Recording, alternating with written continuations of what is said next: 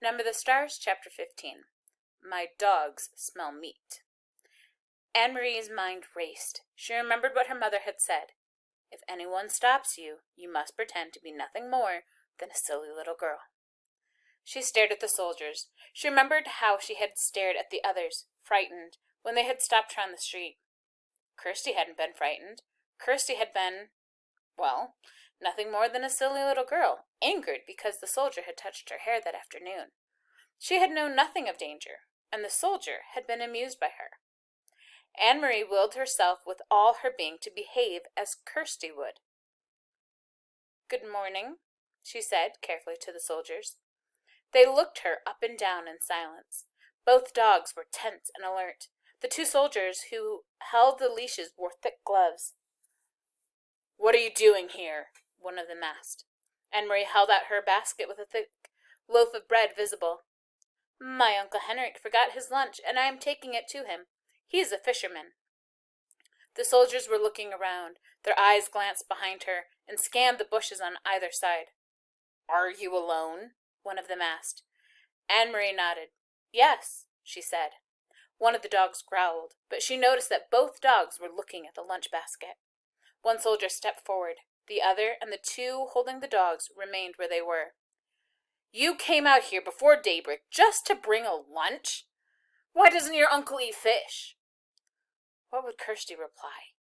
Anne-Marie tried to giggle the way her sister might. "Uncle Henrik doesn't even like fish," she said, laughing. "He says he sees too much of it and smells too much of it. Anyway, he wouldn't eat it raw." She made a face. "Well, I suppose he would if he were starving, but Uncle Henrik always has bread and cheese for lunch." Keep chattering, she told herself, as Kirsty would, a silly little girl. "I like fish," she went on. "I like it the way my mother cooks it. Sometimes she rolls it in breadcrumbs and—" The soldier reached forward and grabbed the crisp loaf of bread from the basket. He examined it carefully, then he broke it in half, pulling the two halves apart with his fists. That would enrage Kirsty, she knew. "Don't!" she said angrily. "That's Uncle Henrik's bread. My mother baked it." The soldier ignored her. He tossed the two halves of the loaf to the ground, one half in front of each dog. They consumed it, each snapping at the bread and gulping it so that it was gone in an instant.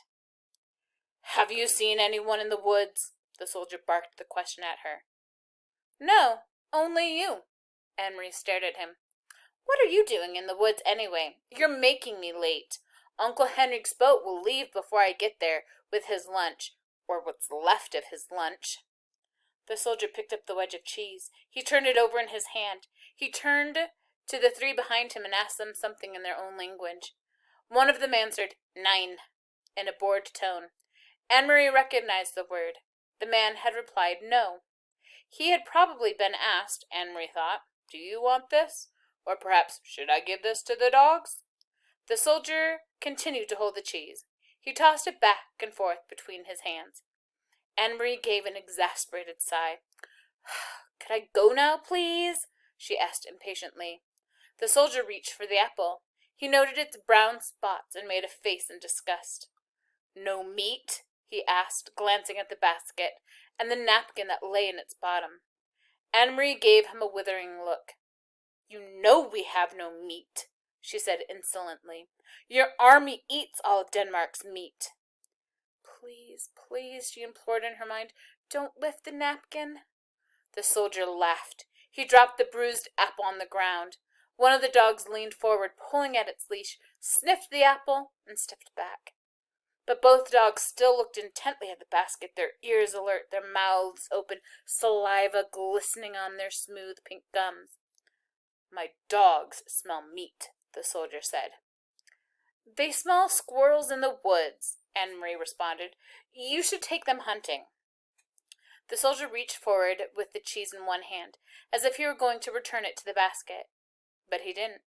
Instead, he pulled out the flowered cotton napkin. Anne-Marie froze. "Your uncle has a pretty little lunch," the soldier said scornfully, crumpling the napkin around the cheese in his hand. "Like a woman," he added with contempt. Then his eyes locked on the basket. He handed the cheese and napkin to the soldier beside him.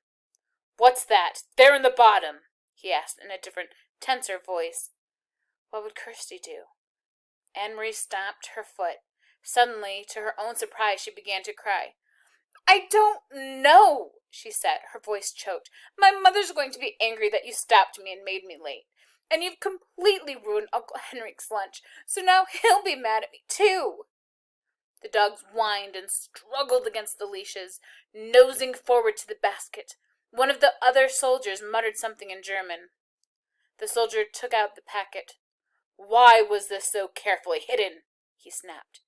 Anne-Marie wiped her eyes on the sleeve of her sweater.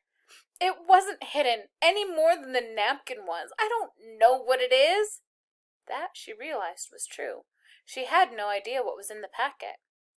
The soldier tore the paper open, while below him, on the ground, the dogs strained and snarled, pulling against their leashes. Their muscles were visible beneath the sleek, short-haired flesh. He looked inside, then glanced at Anne-Marie. "Stop crying, you idiot girl," he said harshly.